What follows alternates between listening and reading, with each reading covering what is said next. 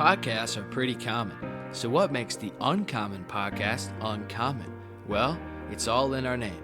I'm your host, Noah Weiss, and we at Uncommon Sports Group understand the unique pressures and temptations that come with a career in the sport industry. We provide uncommon training that helps you successfully navigate common challenges. Hit the follow button on this podcast. Follow us on Instagram, Twitter, Facebook, and LinkedIn. Check out our website and become uncommon.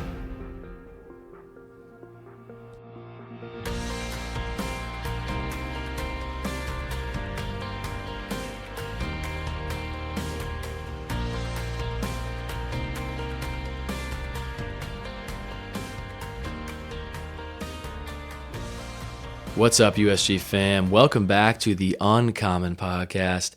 I'm your host, Noah Weiss, and I'm excited to share with you our fifth release of our 7 special edition podcasts that will feature messages from our lineup of speakers during the first ever Christians Working in Sports conference this past summer. This week will feature the second panel session from the conference that covered the topic of navigating trials in the sport industry.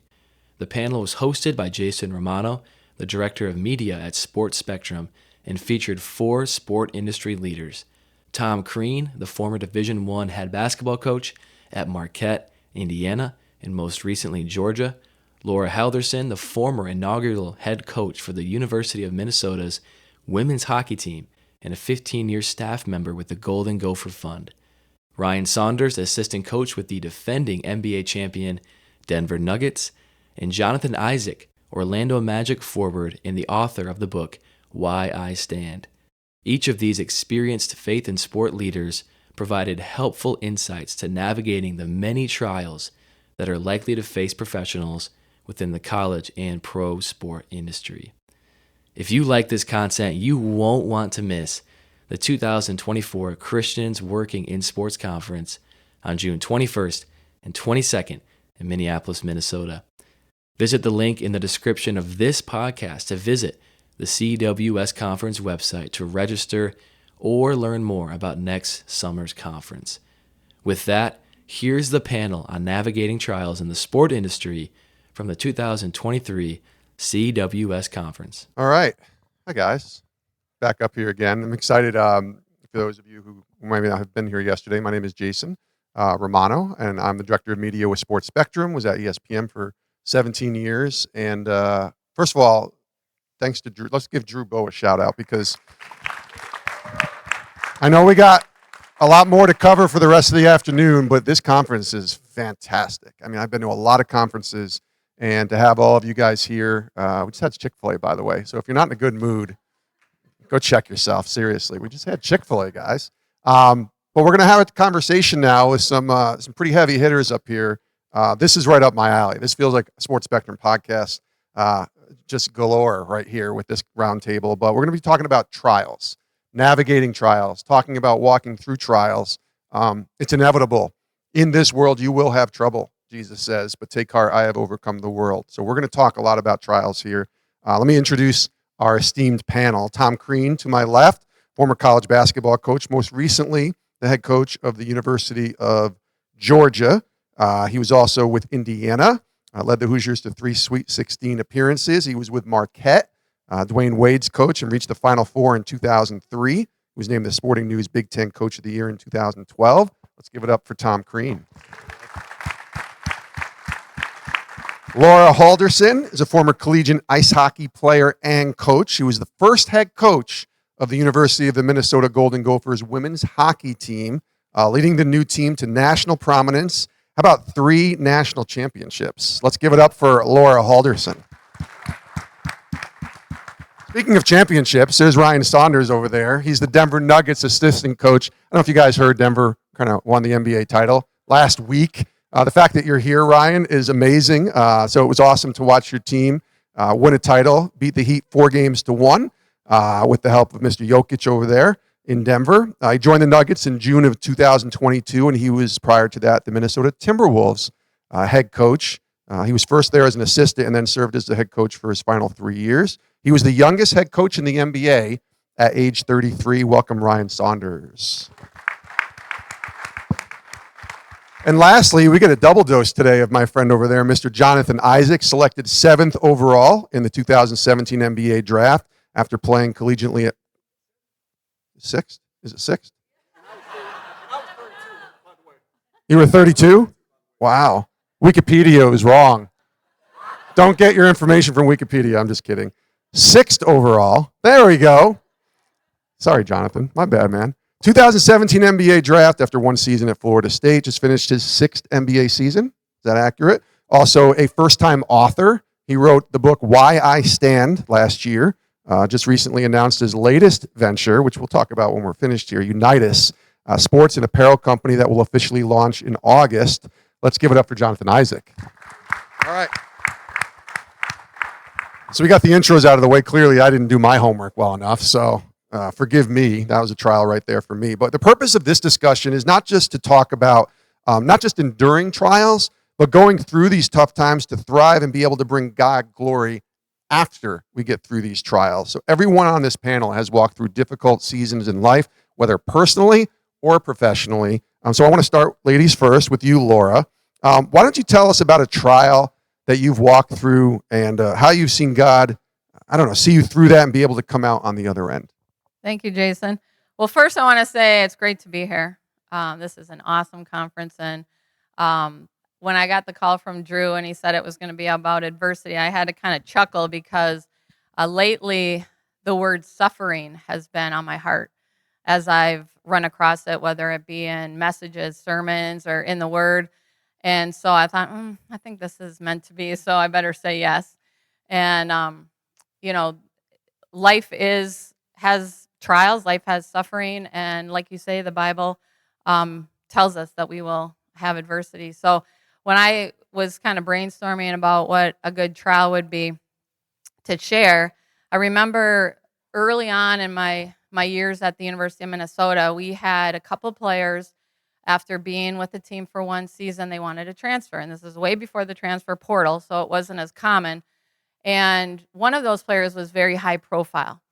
And, I struggled with that because I thought, well, geez, if she leaves, that doesn't look good for us. That's going to be a problem. I'm stressed about that. And I had my boss saying, that's going to be a problem. And she was stressed about it too. So it was really a difficult time. But, I think that she and I, this high-profile player, we had sort of different philosophies about being on a team. And I wasn't going to compromise or change my values.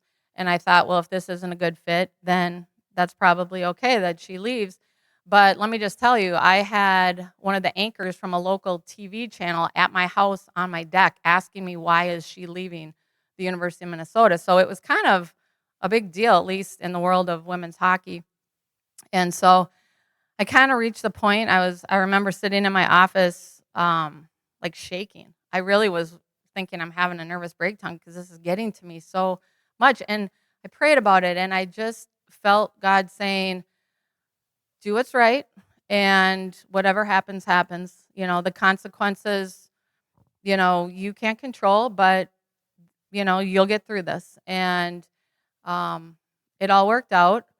I actually, one of the verses, and probably a key verse for me, I wrote it down so I wouldn't screw it up, that I wanted to share is in 1 Corinthians 16, verses 13 and 14. And I thought this really applied to my situation. It is, be on guard, stand firm in the faith, be courageous, be strong, and do everything with love. And we got through that.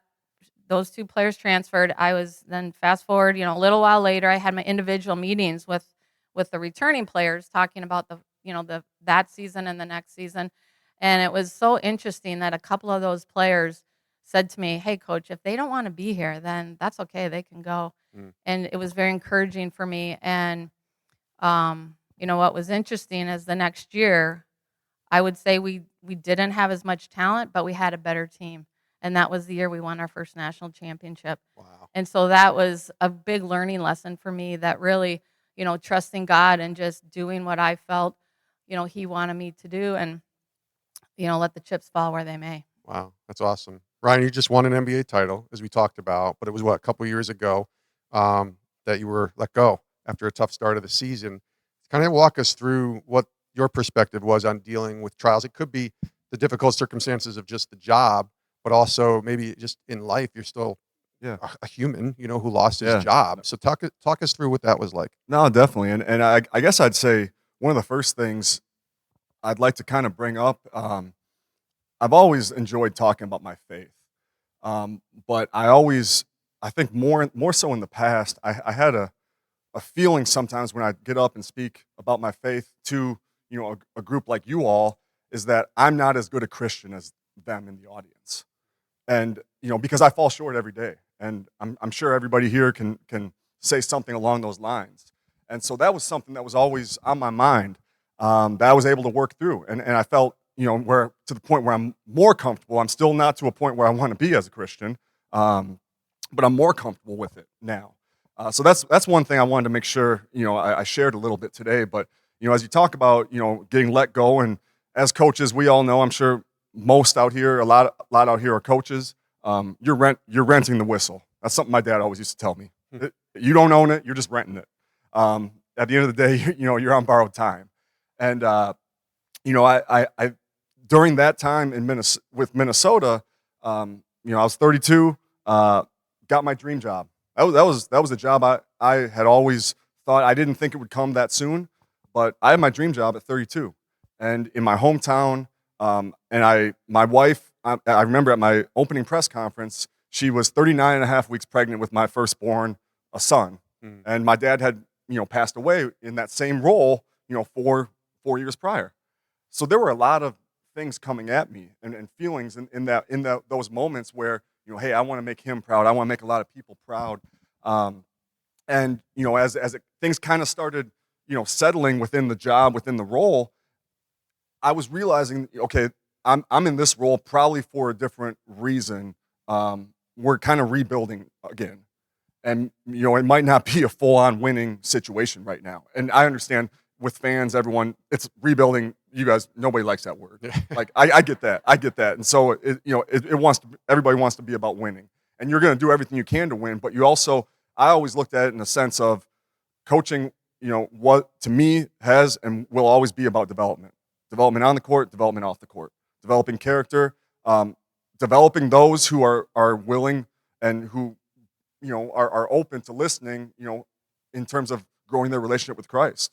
That's something I feel I'm very proud of, to be able to have those relationships with those types of those players as well. Now with that, come the trials of getting let go.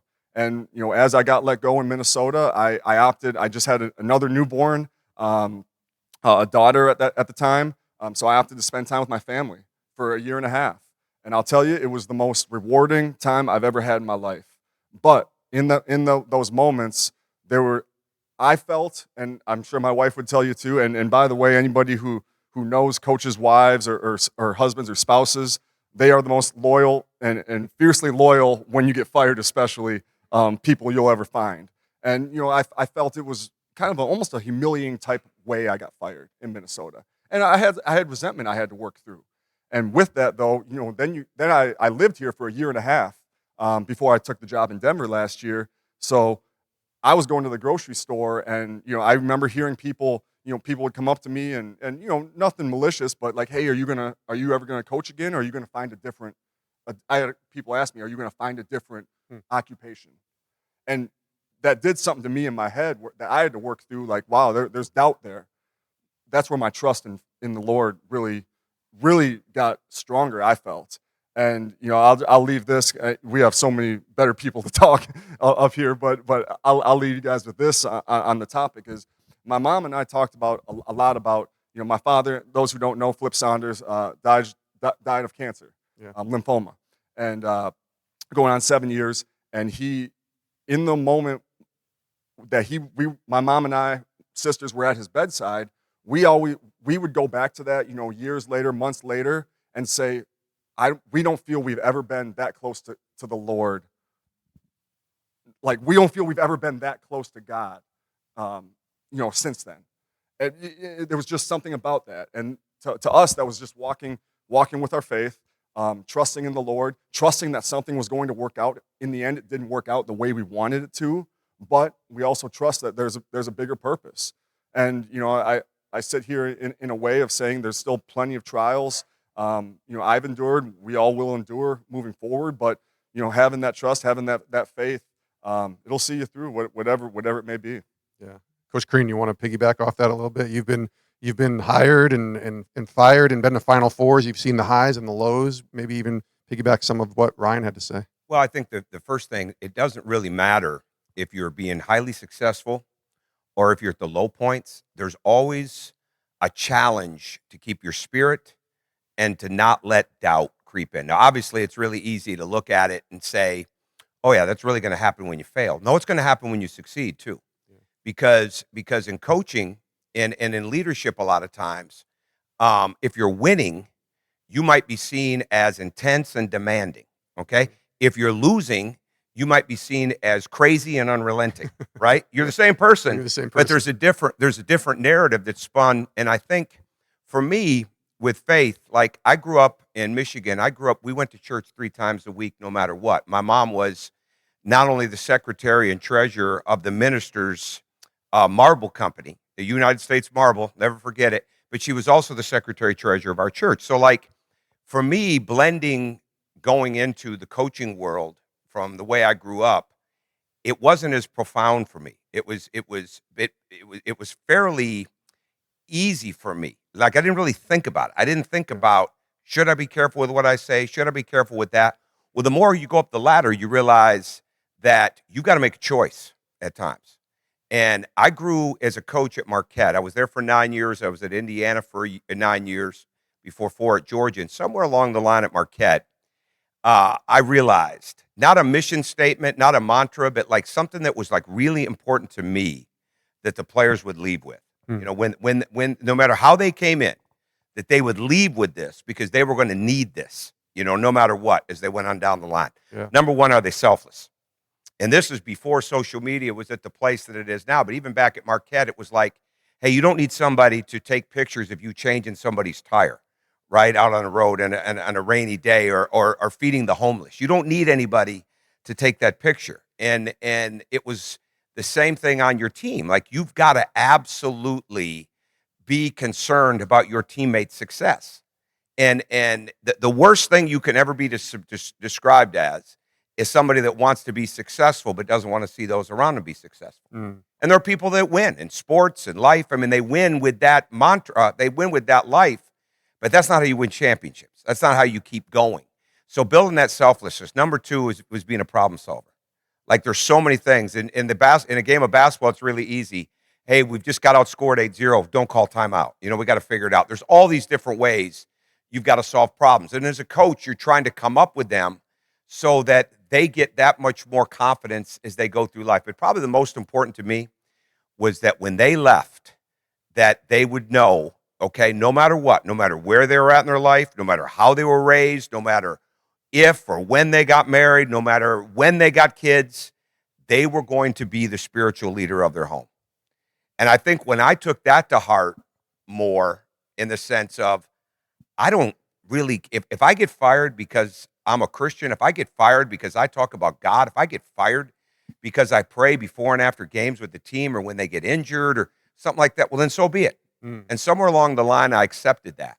But then it gets challenged, right? Then it absolutely gets challenged as you go down the line. And I think the thing that happens for any of us, no matter where we're at, there's a false sense of security when you win. Yeah. And because there's always somebody coming for that. And it's the worst when it's in-house, but it happens, okay? But the insecurity that we have when things aren't going right, when we've got to go through all these different things, the insecurity that comes can never, ever be fixed if our security is not right with God. And I think it was Charles Stanley that said it. He said so many things, but he said, you can't have the peace of God if you don't have peace with God. And somewhere along the line, like, there's just different things that you hear in life, whether it's a sermon, whether it's a conversation, whether it's a book, all these different things, like, it just hits you, right? And to me, it's like God speaking to you in another way. It's not just You just didn't hear his voice as you're driving down the street and it resonated, right? Like something resonated with you that feels different. That happens. But it's these other ways that come into you. And I think that for me has helped me so much that no matter what insecurity you feel, you've got no chance to overcome it if your security with God is not right. And to me, you have to work at it. And for me, one example, and I'll give some more later, but one example for me is you go up the ladder of this in your life, not just in your coaching life, but in your life, it becomes so easy to lose track. And we play games on Sundays at times, right? It wasn't the same anymore when you're coaching. I can't get to Wednesday night service and Sunday morning and Sunday night, right? That changed. But there was always time to find a way to be with God. And I remember going into a church at Indiana. I would go there was a Catholic church. It was a quarter of a mile, and it was just a very quiet place. I was raised Assembly of God. My wife was raised Catholic, so we would take our kids to the church. But like I would go in there, and the priest said one time, he said, God always likes the company. And he said, but remember this, you don't have to be here to give him his company. And I thought it was a great thing. Reminder. I mean, it really is. And so the more you go through things, the more that you can't get away, no matter what it is. You have to carve out that time for the sermons. You have to carve out that time for your daily devotionals. For me, for many, many years, it was experiencing God day by day by the Blackabees, or listening to Reverend Stanley or David Jeremiah on the radio, bringing an Alexa into the office so I could hear a radio station on Sirius XM, plan and practice. Whatever it was, you had to fight for it. But one thing I always did, and I think this helped, and this may help people in here, and then I'll turn it back over, is your daily prayer for who you pray with. Starts with my wife, my kids, my 3 children, moves right on down the line. Well, I'd always pray for my bosses, for my athletic director, for the associate athletic directors and things like that. When you get fired the first time, that's a challenge. That's an absolute challenge. But somewhere along the line, to this day, I forced myself, or God enabled this, that I continue to make sure that right after I get done with my family, that I pray for those people. And what it's done is it's forced me to mean it. And it's just absolutely not easy, right? Some days it's not easy when you go through the doubts and the guilts and all those different things that you have when you go through these different trials. But you have to keep making sure that you understand that level of spiritual leadership that you're trying to get across to your other coaches, to your players, to your staff, to your family, that you are absolutely getting better at it and living it out every day. That's really well said. Hope you guys are taking notes, by the way. This is really good stuff up here. We're going to have time, I think, for Q&A as well at the end. So be thinking about a couple questions that you guys might have for our panel.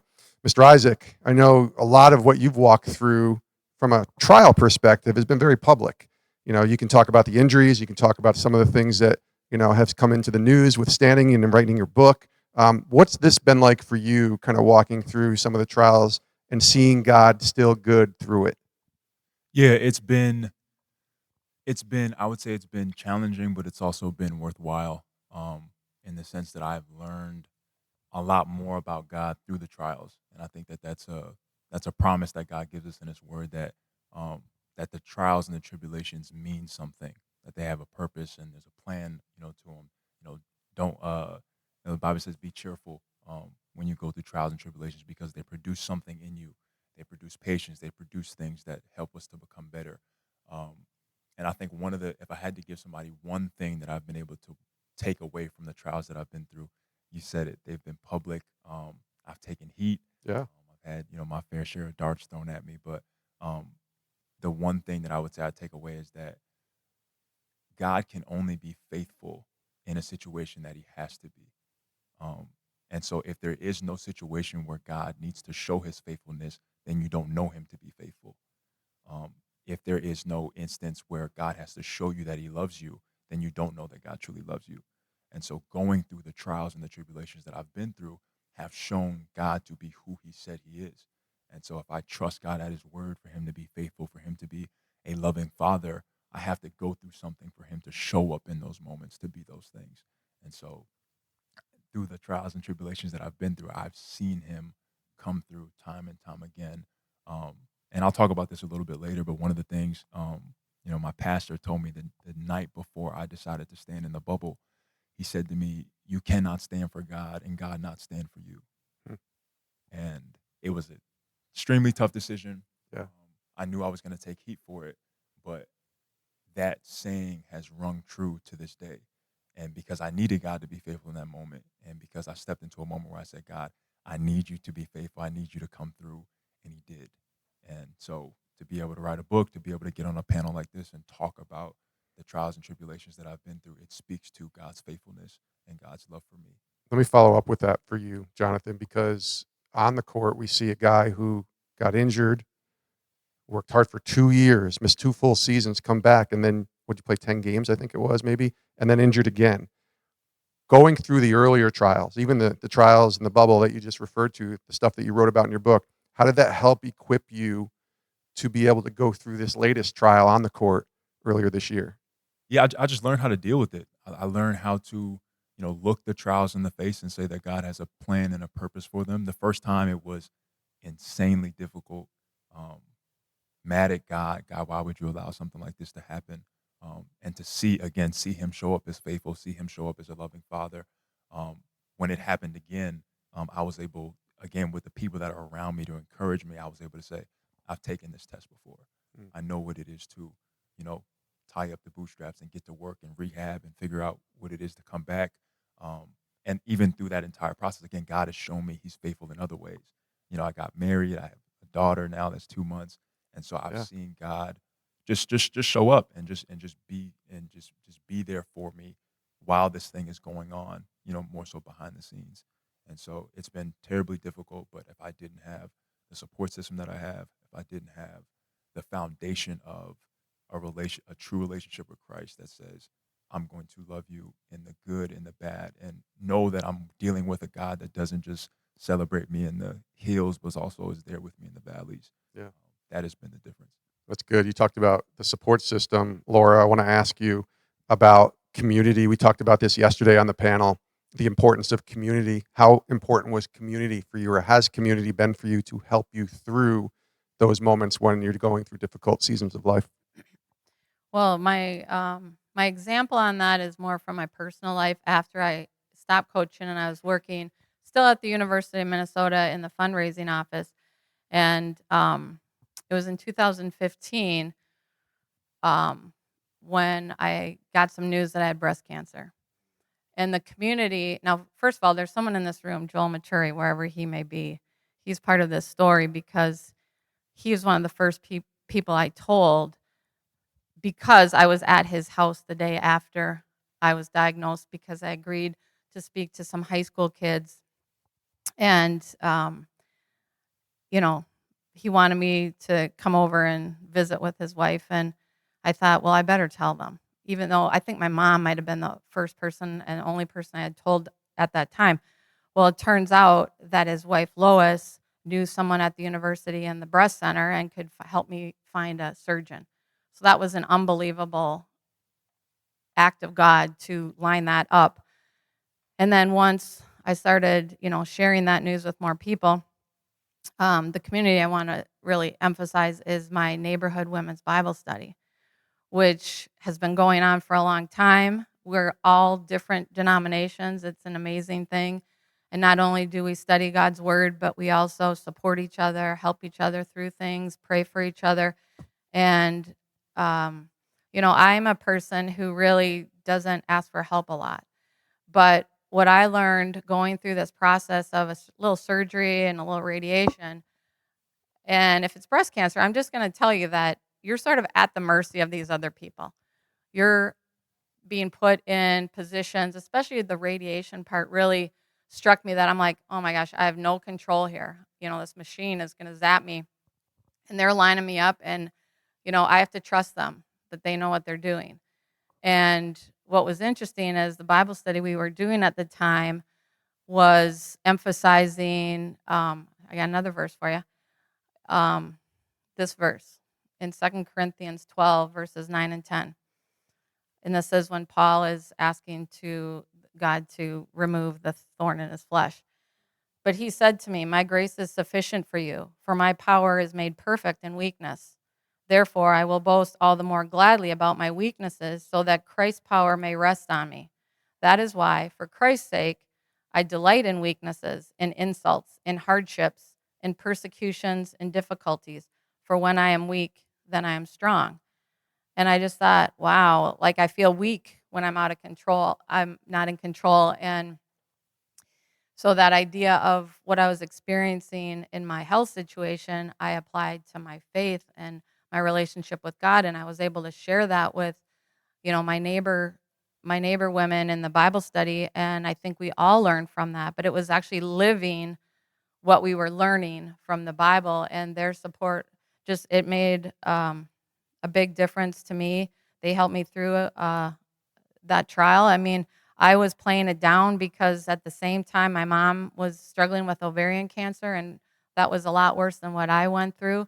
But I'm glad that I still was able to go through that and learn and grow in my faith, and others could see it. And I think sharing it was, even though I wasn't really that comfortable telling a lot of people, I think that was what I was supposed to do. And ironically, even in the last few months, I've had 3 women who I've coached be diagnosed with breast cancer, and I've talked to them, and we've sort of compared notes, and I've encouraged them, and I think there's more reasons for what we go through than we really know.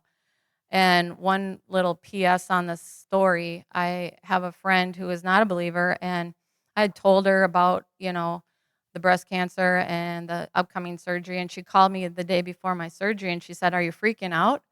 I said, "No, I'm actually not," because God had given me a peace, honestly, like Yeah. it's supernatural, and I was not freaking out.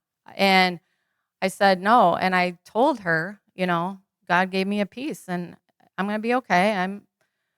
It'll be fine. Her comment was, "I think you trust God too much." Man, that's the Exactly. greatest compliment ever, though, I isn't know. it? I was like, well, Seriously. I disagree with you, but it was great to even just share that with her. And, you know, our testimony, we're not telling other people what to do when we share our own story. Right. And so that was a way for me to, share what God was doing in my life. And so what was a personal trial and a health situation, I think, again, you look back and you see the bigger picture and you see the purpose and some of the things, the silver linings that came out of it. And like I said, I mean, this group of women in my neighborhood, we've been through a lot of tough stuff together. And so their support also really helped me a lot. I mean that, though, by the way, as a compliment. I know. That's the greatest I agree. compliment. It You was- trust God too much. I was like, Darn right we trust thank God you. too I much. said, Like, thank you. we have to.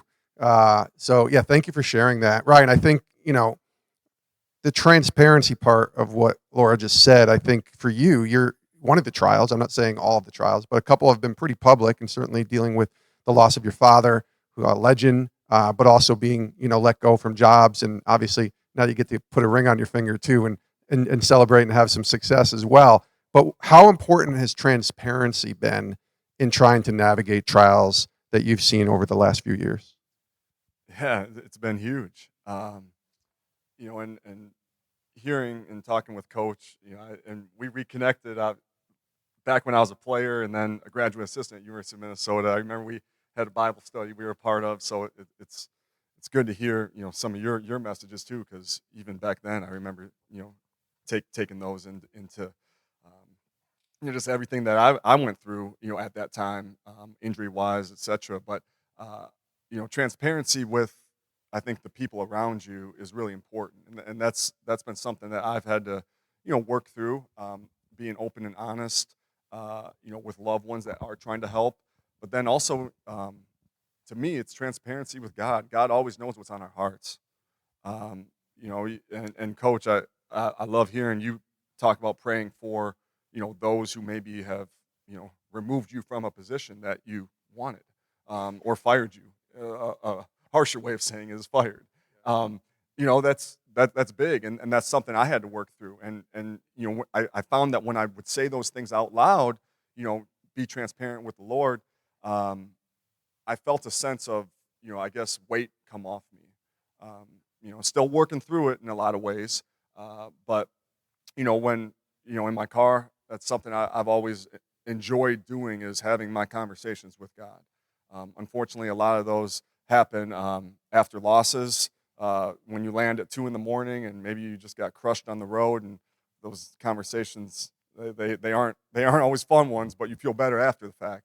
But I look back to a moment when I really needed to have one that was a big breakdown moment for me, one that I remember it very vividly. It was Hennepin Avenue, and it was my father. He passed away pretty fast. I mean, I'm sure anybody from who's based here in Minnesota, who was here at the time, he was diagnosed, had complication with his treatment, and it happened pretty quick, and we really wanted to just kind of be with family and really close loved ones at the time, so we didn't make it very public. But then when it became public, right after he passed away, it was a kind of a shock to a lot of people. And I always feel very fortunate and very grateful that my father lived a life, and he was the type of person that people did want to celebrate after he passed away. And I feel very lucky, because not everybody gets to have it at that level. Well, at that level also comes with things for those of us that are trying to grieve. I remember driving into, and I took only a few days off, because in my head I'm saying, my father would want me to get back and coach. I was an assistant coach with the Timberwolves at the time, and took only a few days off, and I ended up, going back into work, and I'm getting ready to go to a game, and I'm driving down Hennepin Avenue. I had moved home at the time to help with my mother and be around. I have 3 younger sisters, be around them also. So I'm drive down Hennepin, and I remember seeing on the Orpheum marquee, it says, "Now playing in heaven, Flip Saunders." And though that visual to me still shakes me a little bit, but I remember having to pull over in that moment and have that conversation with God. And it was a gut-wrenching, real conversation and all I just kept saying is God, I need help. And it was just very simple, in a very simple, I guess, prayer. And it was just, God, I need help. I don't know how I'm going to get through this. I was not married at the time. My wife, I knew her in college. She was a smarter woman back then, because she didn't want to date me then. And then sure enough, 2 weeks later, me and my wife my now wife, we reconnected from college. Wow. And now we're married. We have 2 beautiful kids. And, I actually told my mother, I got in late yesterday. We had the draft on Thursday night, and there was celebration for the championship last week. So we had a lot of things going on, but I told my mom last night, I was like, it's hard to kind of fathom coming back here, first time coming back here with a world championship, being a part of a world championship, after thinking about where we thought our life was going after Dad passed away. I didn't know if I wanted to work in the NBA or in basketball in general. I just didn't know if I wanted to do it. I talked about, hey, get a cabin up north. I just want to fish, and maybe I'll coach, I'll coach at some level one day. I didn't know what I wanted to do. And I thought I was going to just have to take care of my mother and my sisters. My sisters are all married with kids now. I thought I was just going to have to quit everything I was doing and take care of them. Be there for them. Be the man that my father was. When in the end, God had a plan for me, and we trusted as a family. And I do feel I've always had a guardian angel in that sense, but we've trusted. And, I have pictures of my 2 kids, my wife coming on the court as confetti's falling down last week, and getting to take a picture with the NBA championship trophy. And that's just a visual to me that it just felt really cool, like a full, where you come from to a point where, wow, God really is great. But there was a lot of patience, a lot of prayer, a lot of trials, tears, heartache, to get to a point that you can really feel happy with that. That's amazing, by the way. Thank you for sharing that. Just give us one word to describe the parade, so we could all understand what it was like to be on that. One word. Insane. and I'll go back to, if anybody watched it on TV, there was a lot that was not shown. It was. Thank goodness they were cutting away from some of the scenes, right? So I'm going to follow up with just 2 more questions for Coach Crean and then Jonathan, and then we'll have questions from you guys. Coach Crean, advice, I think, this group here, as you're sharing, not all of them are coaches, not all of them were certainly or are certainly players, but they're navigating their own trials. They're trying to make it in the world of sports. What would you say to them as trials come? Not if they come, but when they come, and how to kind of navigate through that.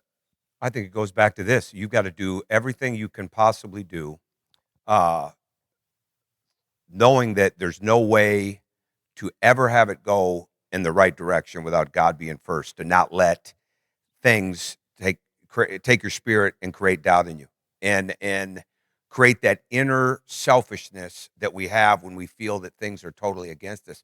What Ryan just described, I can't even imagine, because in this sense, I don't care where you're at in your life, what your career is, how long you've been a Christian, how long you've been alive.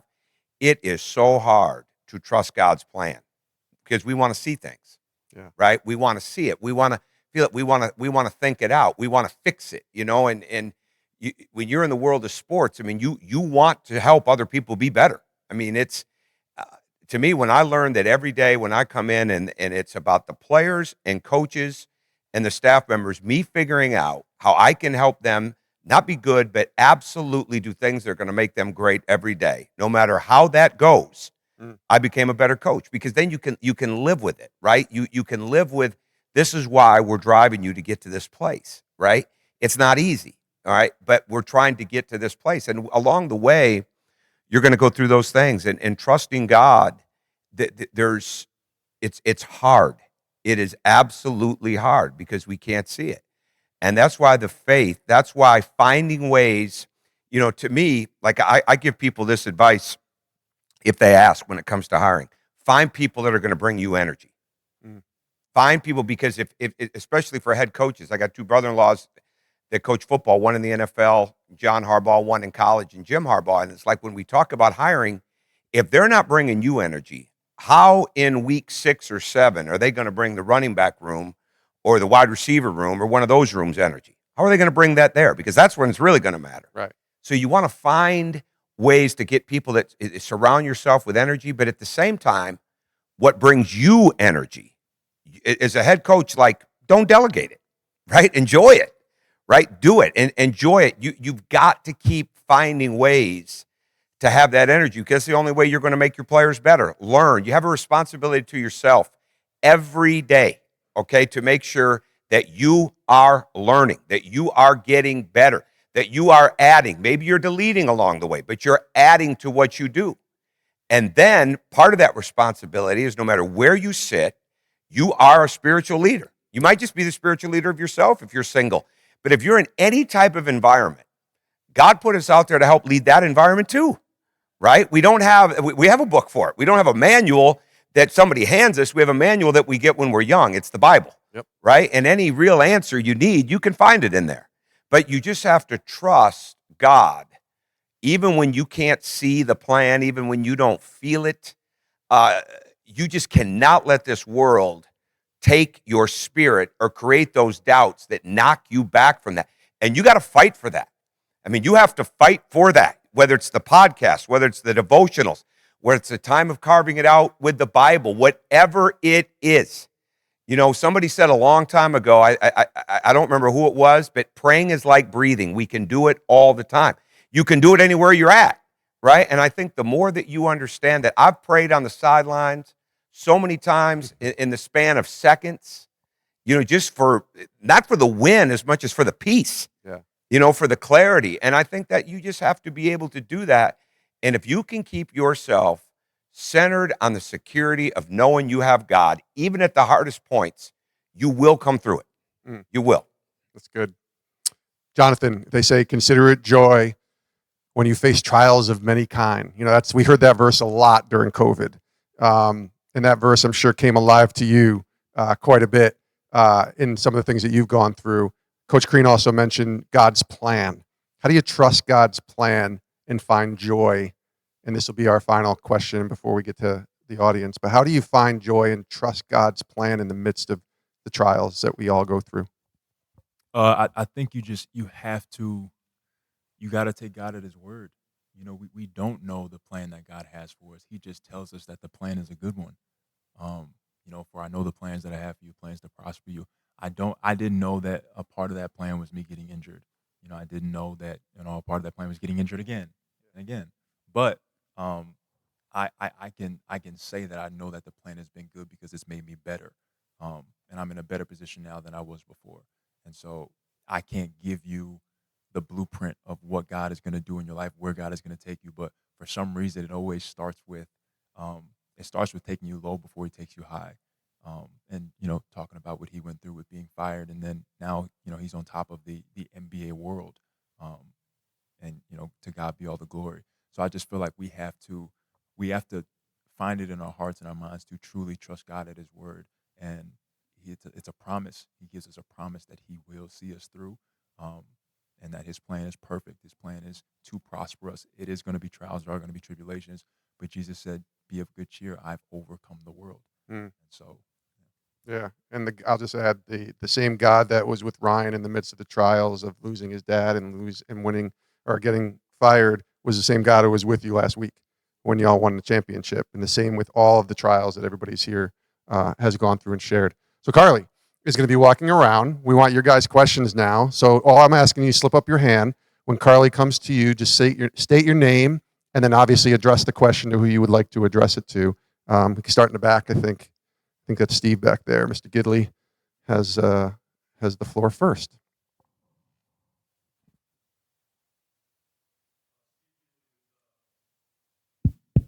Steve Gidley with Indiana Wesleyan University. First question really is for you, Jonathan. Obviously, they talked about transparency, but when you decided to make that stand, what was the transparency in the locker room with your teammates? As some individuals in this room make stands, and their teammates and their workforce is very different than maybe. So can you talk through that transparency and reflect on that? yeah, there's honestly there's a whole lot to go through when it comes through my decision to stand in the bubble. But the basis of it for me was that I didn't want to align myself with the Black Lives Matter movement or organization. I didn't agree with the tone and the rhetoric of it, and I knew that it wasn't going to be a movement, an organization, or a political party that was truly going to usher in the change that we need between the white and black community. That it was going to be the gospel of Jesus Christ working in our hearts for us to love like God loves.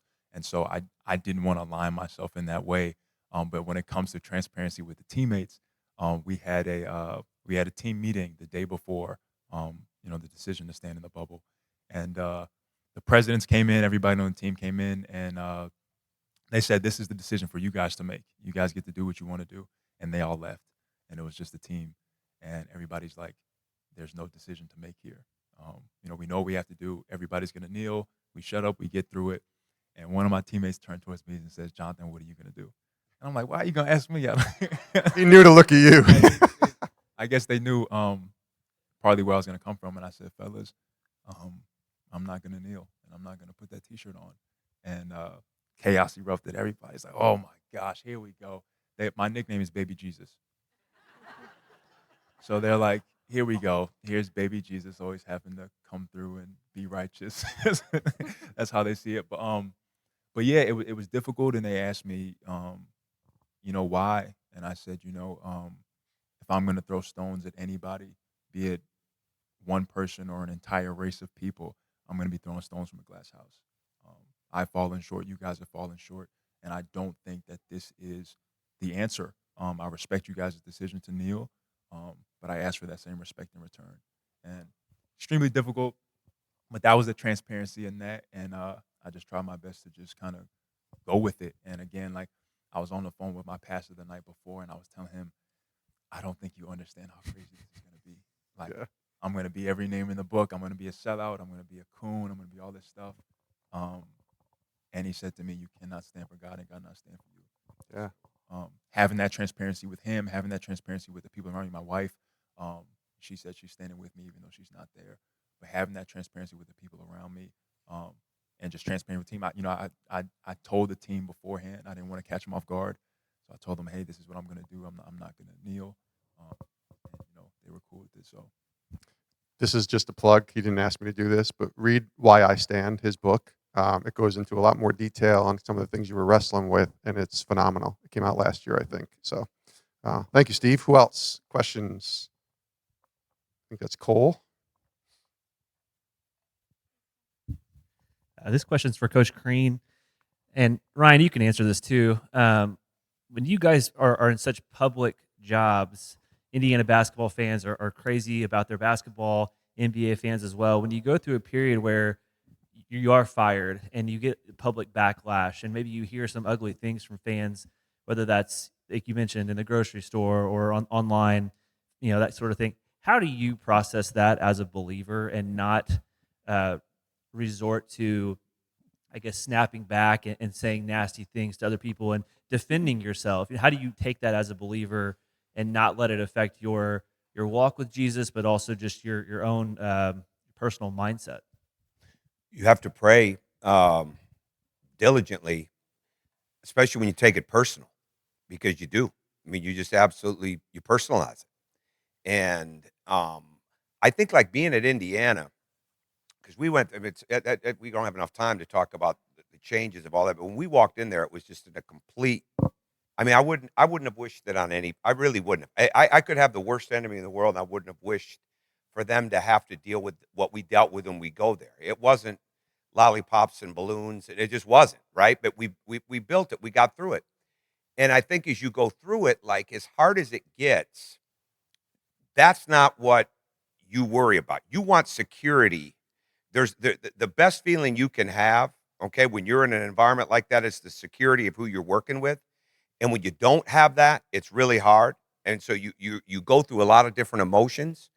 But I think, again, it was for me, like, I've got a choice with this. Like when I did an interviews or did a radio interview or a print interview or a television interview, like I've got a choice right now. And if I make myself say it, I better live it. And it forces you to, doesn't mean there aren't hard days with it. That'd be a misnomer. There are.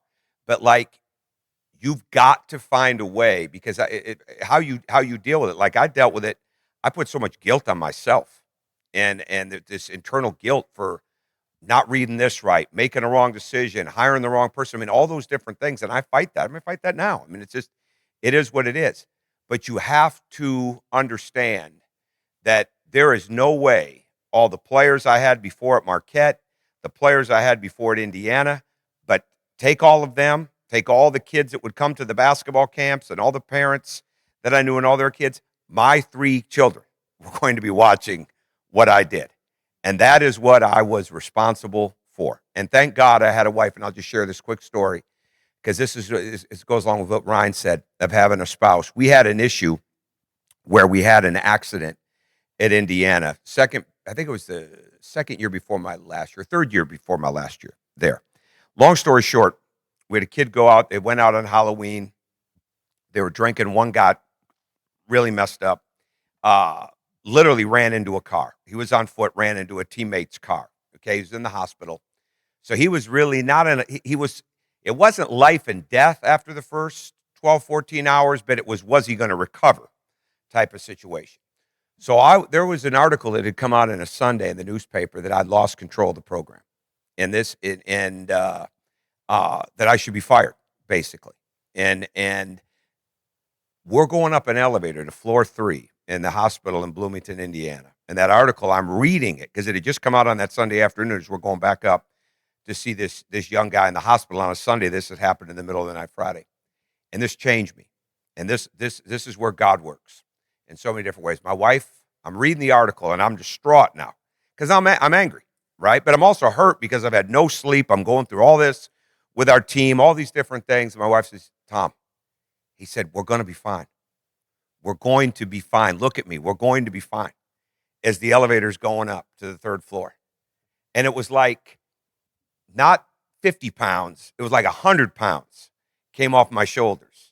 Just like that, from the 1st floor to the 3rd floor, by those words that I swear were directed by God to my wife, to me. Mm-hmm. And those are the type of things that you remember when you're going through those hard times. That's when God's plan and how God protects you comes out and helps you. That's good.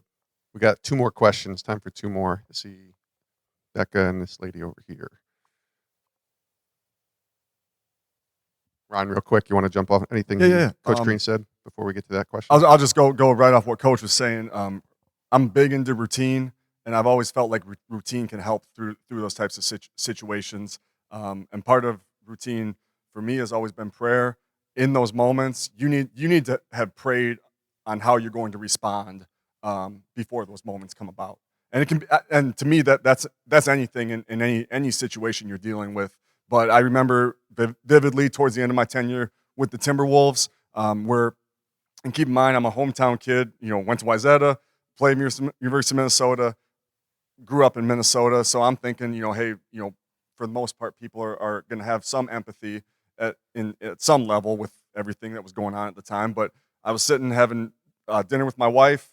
She was, 38 weeks pregnant. My 2-year-old son at the time, and some guy was walking out with his family, and he let his family go, and he came over and he goes, "Hey, you need to start winning some games." And and Wow. And luckily, I had prayed about that before. And the first thing that came out, and I saw the steam coming out of my wife's ears. The first thing that came out of my mouth was, "Hey, man, have a great night." And he just left. And I don't know why I said it, but hey, God was with me in that moment. Yeah, taming the tongue, right? Question. Okay. Ashton Hopp. I'm currently the team chaplain and a graduate assistant at Ole Miss for the women's basketball team. I'm curious. I think sometimes, at least I have experienced, people think Christians have to be timid when they talk about hard conversations in the workplace. I used to be in men's basketball, so now I work with a lot of women. I used to be like the only woman. Now I'm, the majority. And there's a lot of new topics being talked about at my workplace. How do you go about knowing when to be silent and having wisdom in that, or when to, speak up, having boldness in those hard conversations about things, and standing against what the popular belief may be? Laura, take it. Let Laura take it. Anyone? Okay. Jonathan, go ahead. I'll take a shot at it. Laura. I would say obviously discernment is key. Trying your best to discern when is the right time, and obviously that comes with prayer, that comes with seeking God. But I think at the baseline for me is the impact. Like when it is impacting you in a sense of just the things that the world is trying to push, when it's impacting you, when it's impacting Christianity as a whole, and it, I do think that we're commissioned to speak up. We're commissioned to say something. And I think that the timing is the hard part of figuring out when it is the right time to do so. But I would err on the side of not doing it is worse than doing it at the wrong time. And I think that in today's day, there is a necessity for a bold faith, a bold Christianity that says we are drawing a line in the sand. It's not about hate. It's not about going against anybody, but it is that I have confidence and a surety in what I believe, and I believe that what I believe is right. And if you have freedom to believe what you believe, then I have that same freedom as well. And so I would just err on the side of if you're worried about the timing, it might be the right time to speak up and to figure out how to say something in love. But it is coming to a time now where things are directed at us, things are pointed at us, and we do have to, the safety in numbers come together and say what it is that we're for, or we'll be for everything. Yeah, that's good. Laura, want to piggyback off that? Well, that's a really hard and good question. And having worked at a public institution, I know that, we had to be careful about what we talked about or how, especially from a faith standpoint, but I think it's kind of a funny story. So we, Merry Christmas. We haven't been able to say that for a long time. But Happy Holidays was good for a while. And then we would get an email from the administration that said warm winter wishes. And I actually went into my supervisor. And this is in Minnesota, by the way. This is in Minnesota where warm it's not winter. warm in the winter. So it doesn't fit. But so I went sarcastically into my supervisor at the time. It wasn't Joel, but I just said, warm winter wishes. So we're celebrating winter.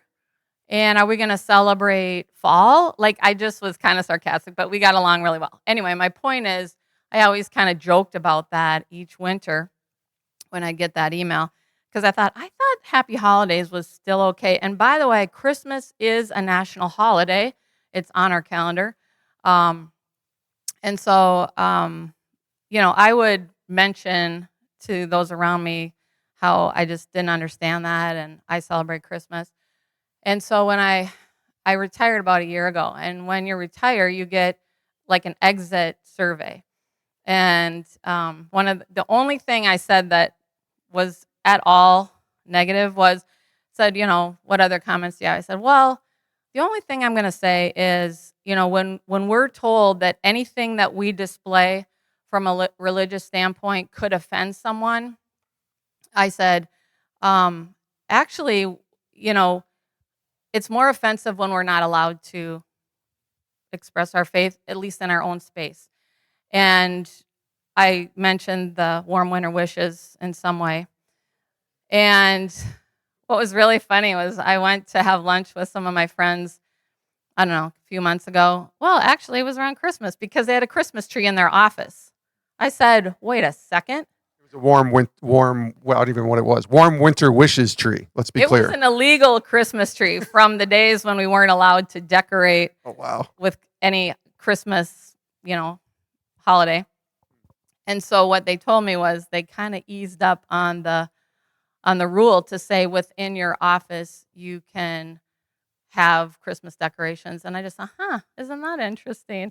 But anyway, I don't know if that really answers your question, but I had to really check myself to not be too sarcastic or negative. But I think that in today's society, you do have to be careful. But you also, I would share things that my beliefs come from the Bible.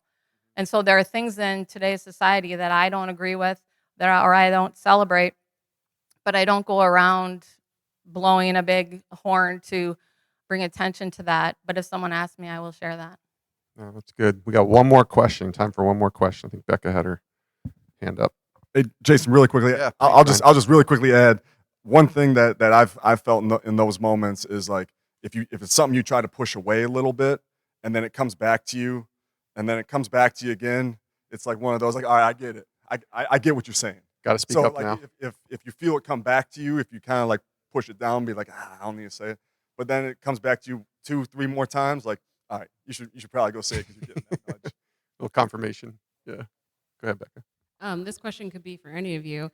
We've gotten to hear a lot of your guys' stories, and it's been said several times, take heart and good cheer, God overcome the world. And I think the other side of the coin of that is, like, the Lord does also ask us to, like, lament before him. And I'm just wondering, any of you could answer this, what the lamenting process was like for you and how that was important for you.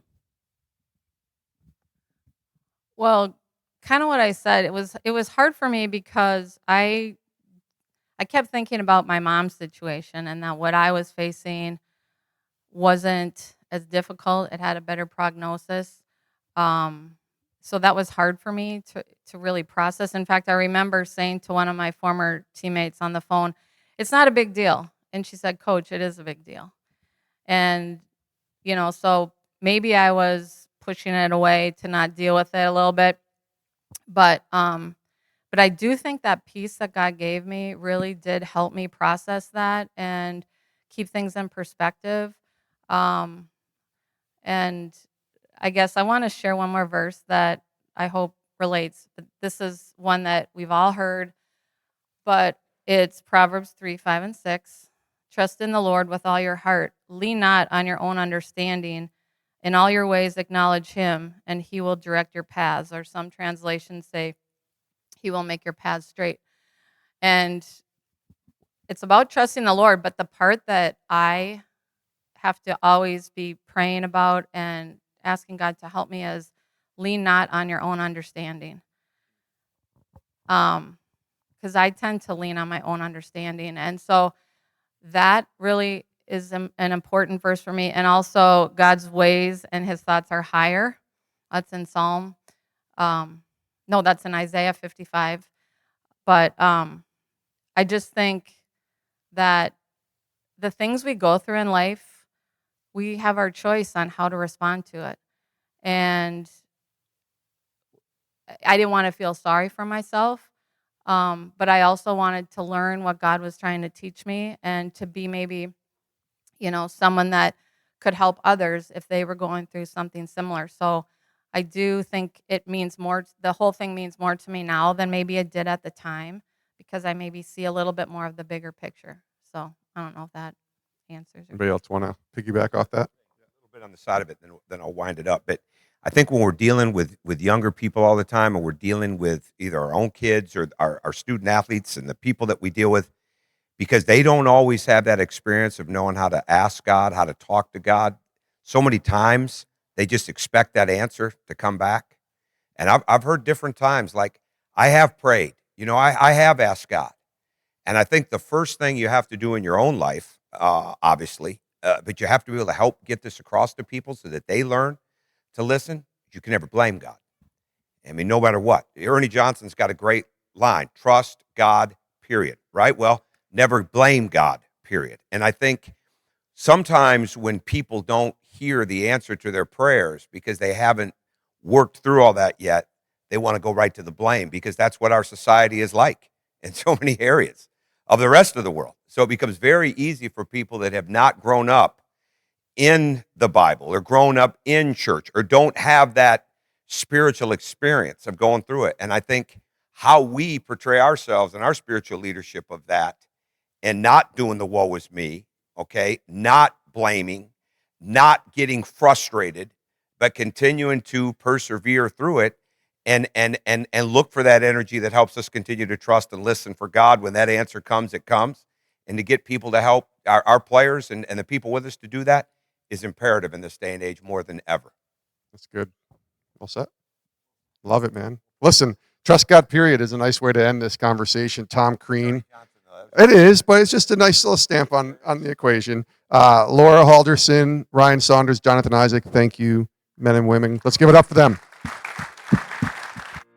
If you want to take part in the 2024 Christians Working in Sports Conference next summer in Minneapolis, Minnesota on June 21st and 22nd, visit the CWS Conference website by clicking the link in the description of this podcast.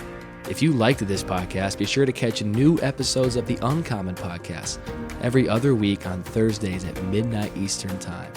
Until next time, we pray that you will strive to be uncommon by glorifying the name of God in whatever you may do. See you soon.